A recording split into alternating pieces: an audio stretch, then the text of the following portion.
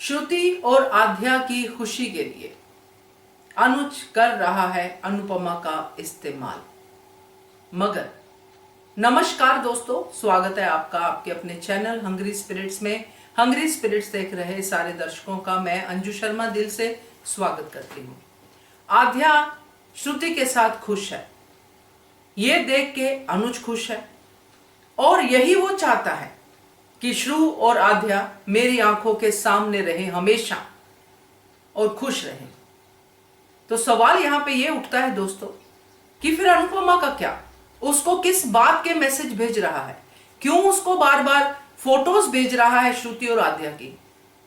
वही बात जो मैंने कल भी कही थी, आज उसको और भी ज्यादा क्लियर करता हुआ नजर आया अनुज कपाड़िया। चलिए चर्चा तो बनती है, पहले वही निवेदन, जिन्होंने अभी तक चैनल को सब्सक्राइब नहीं किया है कर लीजिए, साथ में दोस्तों बेल आइकॉन दबाइएगा ताकि आपको हमारे वीडियोस के नोटिफिकेशन मिलते रहें।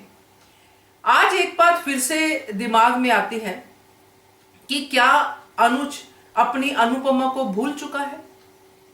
क्या अनुज को नहीं पता कि अनुपमा कितनी इमोशनल है? क्या अनुज नहीं जानता कि ये जो चीजें मैं कर रहा हूं, बार बार उसकी बेइज्जती अपनी आंखों के सामने होते दे रहा हूं, क्या इन बातों का अनुपमा पे असर नहीं होता है? मैं जब ये बातें सोचती हूं तो मुझे वो अनुज याद आता है जो अनुपमा की जरा जरा सी इमोशन का, जरा जरा सी चोट का ध्यान रखता था।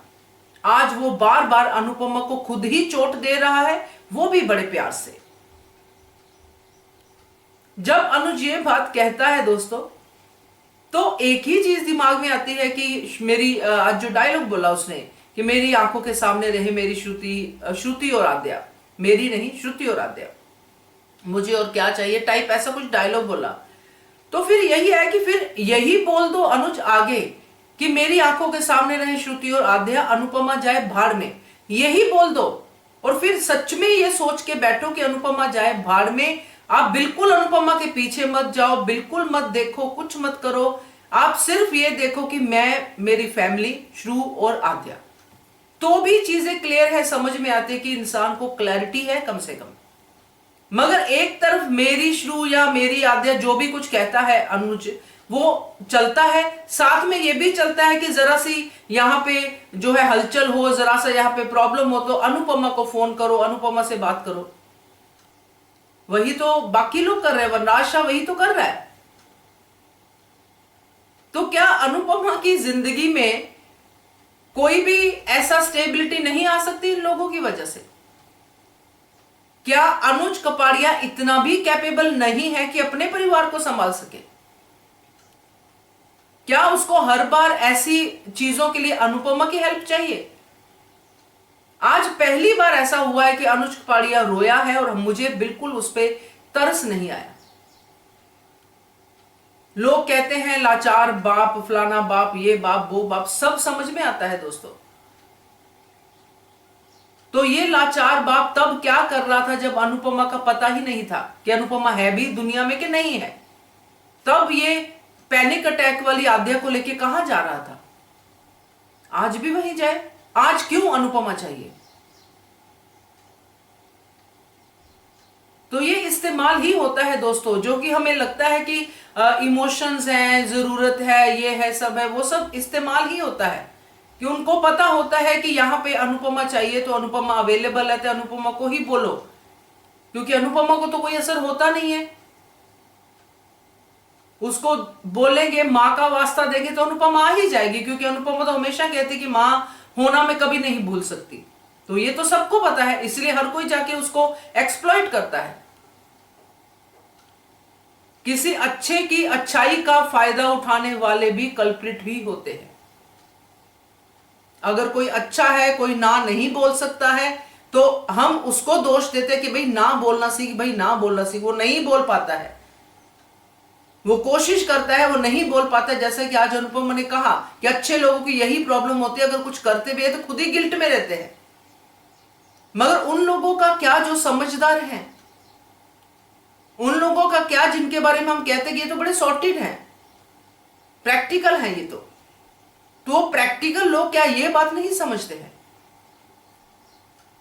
तो आज डिसअपॉइंटमेंट हुई, मगर जो मैंने शुरू में कहा कि इस पूरी स्टेटमेंट के बाद मगर कि अनुज इस टाइम पे अनुपमा को घर पे बुला रहा है क्योंकि आध्या को अनुपमा की हेल्प चाहिए, श्रुति को अनुपमा की हेल्प चाहिए।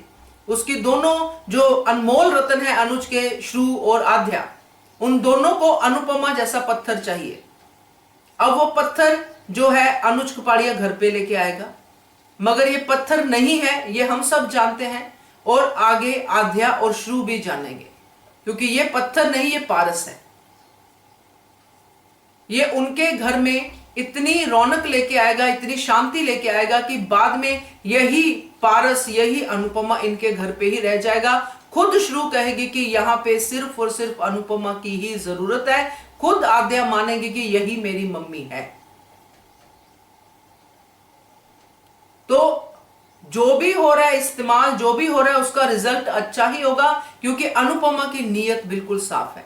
इतनी सब गाली खाने के बाद, इतना सब अपमान सहने के बाद भी अगर अनुपमा अपनी बेटी आद्या की हेल्प करने के लिए, उसको क्योर करने के लिए आती है, फिर भी गालियां वालियां खाती है, चलती है, जाती है, ठोकर खाती है, सब कुछ करती है, अपने करियर तक को दाव पे लगाती है, तो उसका रिजल्ट अच्छा ही मिलेगा अनुपमा को। और अनुज के हाथ तो दोनों तरफ लड्डू है। अगर श्रु और आद्या, उसकी आंखों के तारे ठीक रहते हैं अनुपमा की वजह से तो भी ठीक है, अगर श्रु लाइफ से निकल जाती है प्यार मोहब्बत से तो भी अनुज के लिए ठीक है। तो उसके हाथों में तो दोनों तरफ लड्डू है। तो देखते हैं क्या होता है, मगर ये थोड़ा सा आज का डिसअपॉइंटमेंट जो अनुज के कैरेक्टर से हुआ है वो डिस्कस करना आपसे बड़ा जरूरी था। क्या कहते हो आप इसके बारे में कमेंट कीजिएगा। देखते रहिए channel Hungry Spirits. Thank you so much. Subscribe to our channel by clicking the subscribe button.